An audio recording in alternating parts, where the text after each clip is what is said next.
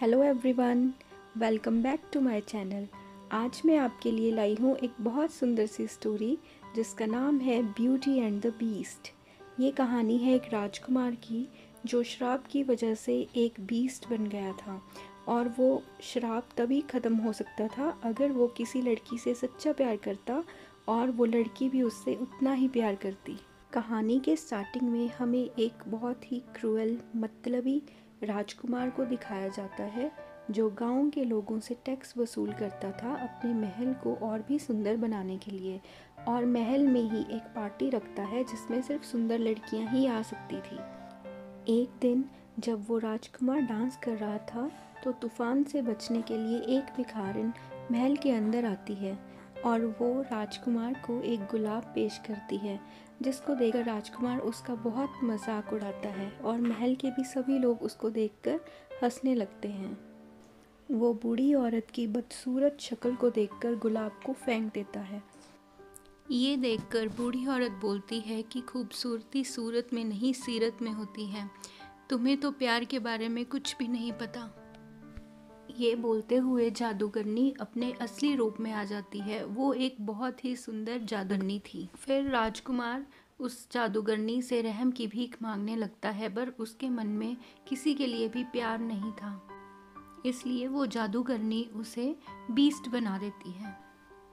ऐसे ही कई साल बीत जाते हैं पर कोई भी शहजादे को याद नहीं करता, क्योंकि जादूगरनी ने गांव के लोगों पर भी जादू कर दिया था ताकि कोई भी शहजादे को याद ना कर। उस गुलाब की आखिरी पंखुड़ी गिरने तक अगर शहजादे को किसी लड़की से सच्चा प्यार ना हुआ और लड़की को शहजादे से प्यार ना हुआ तो वो शहजादा हमेशा के लिए बीस्ट ही बनकर रह जाएगा।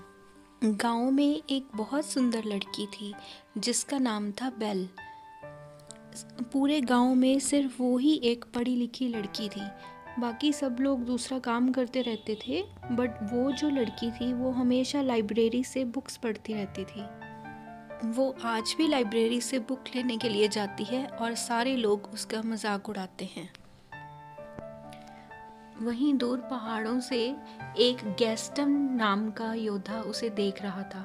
उसका साथी लिफू भी उसके साथ था। उसके जैसी हसीन और खूबसूरत लड़की पूरे गांव में नहीं थी, और जो लड़कियां थी भी वो गैस्टन के आगे पीछे घूमती रहती थी, इसलिए उसे कोई भी पसंद नहीं थी।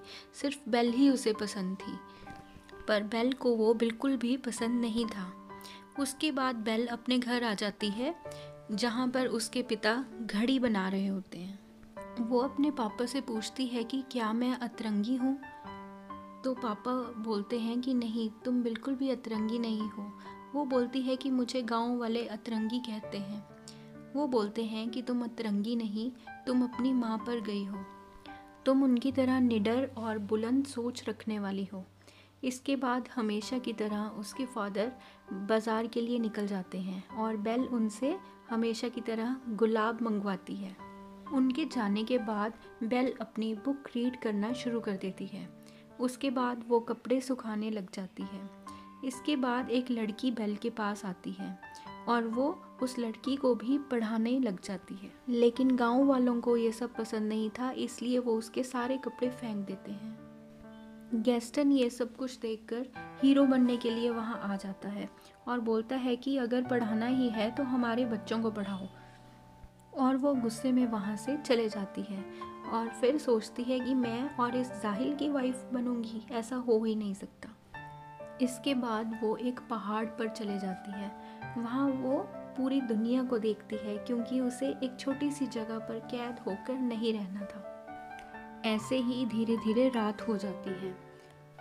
जब बेल के फादर मॉरिस जंगल पार कर रहे थे तभी बिजली गिरती है और एक पेड़ टूट जाता है। उसके टूटने के कारण एक रास्ता बन जाता है। वो उस रास्ते पर आगे बढ़ते हैं, पर वहाँ पर बहुत ठंड होती है, मानो अलग ही दुनिया हो। फिर कुछ भेड़िए उन पर अटैक कर देते हैं। भेड़ियों से बचने के लिए वो आगे भागते हैं और एक कैसल में पहुँच जाते हैं। घोड़े को साइड में लगाकर मॉरिस महल के अंदर जाते हैं और महल के ओनर को पुकारते हैं, बट वहाँ से कोई भी आवाज़ नहीं आती है। फिर वो आसपास देखते हैं तो उन्हें एक घड़ी और कैंडल स्टैंड नज़र आता है जो आपस में बातें कर रहे थे। ये वही महल था जहाँ पर जादूगरनी ने सभी लोगों को चीज़ों में बदल दिया था। फिर वो किचन तक जाते हैं और वहाँ पर टेबल पर बैठ जाते हैं। वहाँ पर बहुत सारा खाना पहले से ही टेबल पर रखा होता है। फिर एक चाय का कप आता है और उन्हें बोलता है कि आप मुझे पी सकते हैं। मॉरिस ये सब देखकर डर जाते हैं और वहाँ से भाग जाते हैं। रास्ते में वो देखते हैं कि वहाँ पर बहुत सारे गुलाब के फूल थे, तो अपनी बेटी के लिए वहाँ से वो फूल ले जाते हैं। पर बीस्ट उन्हें रास्ते में ही पकड़ लेता है और वो घोड़ा अकेले ही गांव में बेल के पास पहुँच जाता है और उस घोड़े पर बैठकर जो बेल थी वो उस महल तक पहुँच जाती है। वहाँ पहुँचकर वो अपने पापा को पुकारती है। वही घड़ी और कैंडल स्टैंड उसे देखकर बातें करने लगते हैं कि शायद ये वही प्यारी लड़की है जो हमें इस श्राप से आज़ाद करवाएगी। फिर बेल महल की सीढ़ियाँ चढ़ जाती है जहाँ वो देखती है कि उसके पापा जेल में बंद हैं। उसके पापा कहते हैं कि यहाँ से चली जाओ वरना ये दरिंदा तुम्हें मार देगा, प्लीज़ चली जाओ। पर बेल मानती नहीं है। इतनी देर में वो दरिंदा वहाँ पर आ जाता है। बेल उस बीस्ट से अपने फादर को छोड़ने के लिए कहती है पर बीस्ट नहीं मानता है। बीस्ट कहता है कि इन्होंने मेरे गार्डन से एक गुलाब की चोरी की है। बेल कहती है कि तुम इतनी छोटी सी बात के लिए मेरे पापा को इतनी बड़ी सज़ा दे रहे हो। तो बीस्ट कहता है कि ये बात मेरे लिए छोटी नहीं है, इस गुलाब की वजह से ही मैं एक राजकुमार से बीस्ट बना हूँ। बेल कहती है कि ये रोज़ मैंने अपने पापा से मंगवाया था, इसलिए ये सज़ा मुझे मिलनी चाहिए, उन्हें नहीं। बीस्ट कहता है कि ये सज़ा उम्र कैद है, अब भी तुम अपने फादर की जगह लेना चाहती हो। उनके फादर उसको बोलते हैं कि तुम चली जाओ। बेल कहती है कि मैं आखिरी बार अपने पापा को गले लगाना चाहती हूँ, तो बीस्ट मान जाता है। जेल के अंदर जाते ही बेल अपने फादर को धक्का दे देती है और अपने आप जेल में बंद हो जाती है।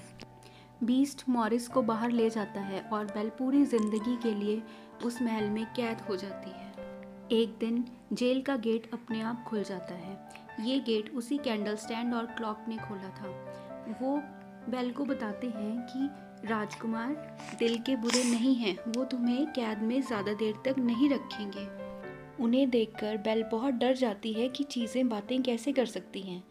फिर वो दोनों बेल को अपने साथ ले जाते हैं और उसे पूरे महल की सैर करवाते हैं।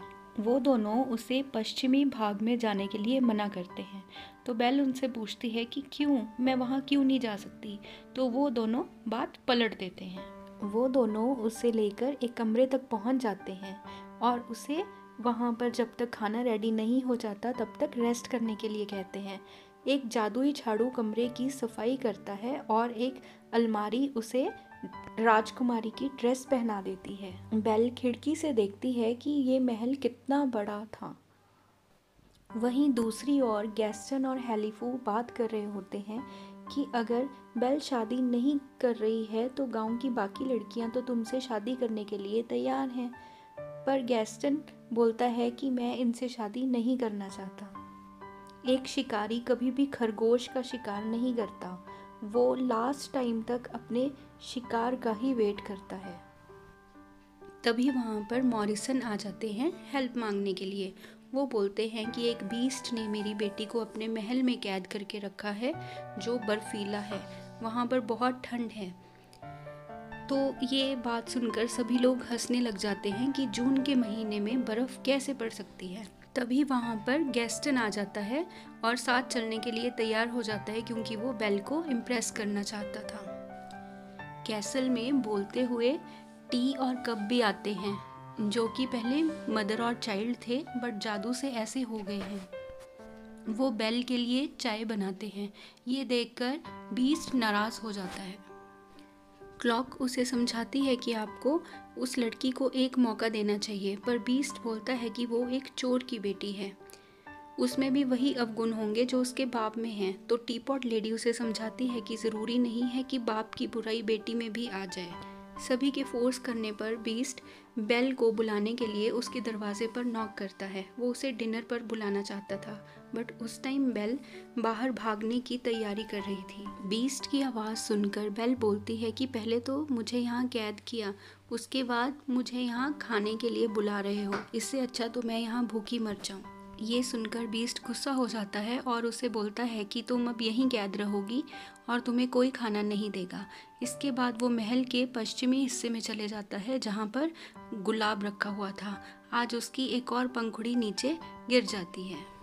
इसके बाद टी पॉट और कप बेल के पास आ जाते हैं उसे खाने के लिए बुलाने के लिए, बट बेल बोलती है कि बीस्ट ने तो मुझे खाने के लिए मना किया है। तो कब बोलता है कि ज़रूरी नहीं है कि जो बात गुस्से में बोली हो वो सही हो, और वो उसकी तारीफ़ भी करते हैं कि कैसे उसने अपने पिता के लिए इतना बड़ा सेक्रीफाइस किया है। डिनर टेबल को बेल के लिए बहुत अच्छे से डेकोरेट किया जाता है और उसके लिए सभी डांस करते हैं और गाना भी पेश किया जाता है, जिससे कि बेल बहुत खुश हो जाती है। खाने के बाद बेल टीपॉट से पूछती है कि तुम सब मेरी इतनी खातिरदारी क्यों कर रहे हो? तुम सब भी तो कैद हो, यहाँ से भागने का मन नहीं करता तुम्हारा? ये पूछने पर टीपॉट बोलती है कि शहजादे का दिल बुरा नहीं है, वो बहुत अच्छे हैं। उनमें से कोई भी शहजादे की बीस्ट वाली बात को रिवील नहीं कर सकता था, क्योंकि सच्चा प्यार असलियत जाने बिना ही हो सकता था। इसके बाद बेल महल के पश्चिमी हिस्से में चले जाती है जहाँ वो गुलाब रखा हुआ था। बेल गुलाब को देख रही थी, तभी वहाँ पर बीस्ट आ जाता है और उसे भगा देता है। तभी बेल घोड़े पर बैठकर महल से भाग जाती है। ये देखकर सारे खुश भी होते हैं और दुखी भी। खुश इसलिए क्योंकि बेल अपने फादर से दोबारा मिल पाएगी, और दुखी इसलिए क्योंकि उनकी आखिरी उम्मीद भी चले गई। जंगल में पहुंचते ही भेड़िए उस पर हमला कर देते हैं। तभी वहां पर बीस्ट आता है और भेड़ियों से लड़कर उसकी जान बचाता है और घायल हो जाता है। अब बेल के पास दो रास्ते थे, या तो वो घर वापस चले जाती या फिर बीस्ट की जान बचाती। वो दूसरा रास्ता चुनती है, वो बीस्ट को दोबारा महल लेके जाती है। तभी जंगल में गैस्टन और मॉरिस आ जाते हैं, पर वहाँ पर कोई भी रास्ता नहीं होता। तभी गैस्टन मॉरिस से कहता है कि चलिए घर चलते हैं, बेल वहीं पर होगी। ये सुनकर मॉरिस समझ आते हैं कि इसे सिर्फ मेरी बेटी से शादी करनी है, इसीलिए ये यहाँ तक आया है। वो उसे कहते हैं कि तुम्हारा ये ख्वाब कभी पूरा नहीं होगा, तुम यहाँ से चले जाओ। तभी गैस्टन मॉरिस को एक पेड़ से बांध देता है ताकि रात को भेड़िए आकर उसे मार जाएं, ताकि वो बेल से शादी कर सके। दूसरी तरफ बेल बीस्ट का इलाज करती है, तो सभी उसे थैंक यू बोलते हैं उसे बचाने के लिए। तभी बेल उन सब से पूछती है कि तुम इनकी इतनी फिक्र क्यों करते हो? तभी वो सब बताते हैं कि इनकी माँ के मरने के बाद इनके बाप ने इन्हें अपने जैसा बना दिया था। उस टाइम हम इनके लिए कुछ भी नहीं कर पाए थे। और ये बात बिल्कुल सच थी कि उनका नेचर सच में ऐसा बुरा नहीं था, वो उनके पापा ने ऐसा बना दिया हुआ था। अगले दिन जैसे ही गुलाब की अगली पंखुड़ी टूटनी थी, तो वो सब बेजान हो जाने थे। ये सुनकर बेल उनसे पूछती है कि क्या मैं कुछ कर सकती हूँ, पर वो उसे कुछ भी नहीं बता सकते थे, क्योंकि यहाँ मांग की नहीं, सच्चे प्यार की ज़रूरत थी। वहीं पर अगैथा नाम की एक औरत मॉरिसन को आज़ाद करती है और अपने ठिकाने पर ले जाकर उन्हें दवाई पिलाती है। दूसरी तरफ बीस्ट और बेल दोनों धीरे धीरे दोस्त बन जाते हैं, क्योंकि जब बीस्ट बीमार था तो बेल उन्हें बहुत सारी बुक्स पढ़ के सुनाती है। तो बीस्ट ठीक होने पर उसे लाइब्रेरी लेकर जाता है। बेल बहुत सारी बुक्स देखकर खुश हो जाती है। वो बीस्ट से पूछती है कि क्या तुमने ये सारी बुक्स पढ़ ली? तो बीस्ट बोलता है जितने मेरे सिर पर बाल हैं उतनी पढ़ ली है। ये सुनकर बेल को हंसी आ जाती है। बीस्ट उसे लाइब्रेरी गिफ्ट कर देता है, तो बेल बहुत खुश हो जाती है। अब बीस्ट और बेल में गहरी दोस्ती हो चुकी थी। वो साथ बैठकर खाना खाते थे, घूमते फिरते थे और खेलते भी थे। बेल भी बीस्ट को कंपनी देने के लिए उसी के जैसे खाना खाने लग गई थी। और बीस्ट ने बेल की तरह रोमांटिक बुक्स को पढ़ना स्टार्ट कर दिया था जो उसे बिल्कुल भी पसंद नहीं था। बीस्ट उसे एक जादुई किताब दिखाता है जो उसे एक जादूगरनी ने दी थी, जहाँ पर हम कुछ भी जगह के बारे में सोचते तो हम वहाँ पे पहुँच सकते थे। बेल पेरिस के बारे में सोचती है जहाँ पर उसके मदर और फादर अलग हुए थे और वहीं पर पहुँच जाती है। उसे वहाँ पर पता चलता है कि मॉरिस ने उसकी मदर को इसलिए छोड़ा था क्योंकि उसकी मदर को प्लेग, एक कम्युनिकेबल डिजीज़ हो गई थी। वो नहीं चाहते थे कि बेल को वो डिजीज़ हो जाए। बीस्ट बेल से माफ़ी मांगता है उसके पापा को चोर बोलने के लिए, क्योंकि उसके पापा एक बहुत अच्छे इंसान थे। मॉरिस गांव पहुंचकर सब लोगों को बताते हैं कि गैस्टन ने उन्हें मारने की कोशिश की थी। गांव वाले जब गैस्टन से सवाल पूछते हैं तो गैस्टन सारा दोष मॉरिस पर ही डाल देता है। तब मॉरिसन बोलते हैं कि मुझ पर नहीं तो मुझे बचाने वाली अगैथा पर तो आप विश्वास कर सकते हैं। पर गैस्टन बोलता है कि इस भिखारिन का कौन विश्वास करेगा। वो मॉरिसन को सभी के सामने पागल बना देता है और उन्हें पागल खाने भेजने की तैयारी करता है। बीस्ट और बेल एक बहुत ही रोमांटिक डांस करते हैं क्योंकि उन दोनों को एक दूसरे से प्यार हो गया था। तभी बेल को एक जादुई आईने की मदद से पता चलता है कि गांव वाले उसके फादर को पागल खाने लेकर जा रहे हैं। ये जानकर बीस्ट बेल को आज़ाद कर देता है और उसे जादुई आईना दे देता है और कहता है कि अगर कभी मेरी याद आए तो तुम इस आईने को देख लेना। बेल के जाते ही सारे लोग महल में उदास हो जाते हैं क्योंकि वो उन सब की आखिरी उम्मीद थी और अब वो भी चले गई। तभी बेल गांव पहुंच जाती है और सभी को बोलती है कि मेरे पापा को छोड़ दो, वो सच कह रहे हैं, वो पागल नहीं है। सबको यकीन दिलाने के लिए वो सबको जादुई आईने में उस बीस्ट का चेहरा दिखाती है। बीस्ट को देखकर सब डर जाते हैं, पर वो कहती है कि जैसी इनकी शक्ल है वो वैसे नहीं हैं, वो दिल से बहुत अच्छे हैं। तभी गैस्टन समझ आता है कि बेल बीस्ट को पसंद करती है और बोलता है कि बीस्ट ने बेल पर भी काला जादू कर दिया है। मॉरिसन और बेल को गांव वाले एक बॉक्स में बंद कर देते हैं और मशालें लेकर बीस्ट को मारने के लिए उसके महल की तरफ चले जाते हैं। जब कैसल के लोगों को ये पता चलता है तो वो सब भी रेडी हो जाते हैं, पर बीस्ट को कोई फर्क नहीं पड़ता क्योंकि उसका प्यार तो उससे दूर चला गया था। फिर उन सब के बीच में एक युद्ध होता है। सभी लोग मिलके अलमारी, कैंडल स्टैंड, कप, प्लेट्स, सभी लोग उन सबको मिलकर हरा देते हैं। लिम्फू को चोट आती है और वो नीचे गिर जाता है। वो गैस्टन से हेल्प मांगता है पर गैस्टन उसकी हेल्प नहीं करता और बीस्ट को मारने चले जाता है, इसलिए लिम्फू भी उससे दोस्ती तोड़ देता है। वहीं बेल अपने पापा की मदद से उस बॉक्स से बाहर निकल जाती है और वो भी बीस्ट के पास चले जाती है। वहाँ पर गैस्टन बीस्ट पर गोली चला देता है और बीस्ट गोली खाकर नीचे गिर जाता है। वो ज़ोर से बीस्ट को आवाज़ देती है और बीस्ट गैस्टन को पकड़ लेता है, बट उसे वो नहीं मारता क्योंकि अब वो एक अच्छा इंसान बन चुका था।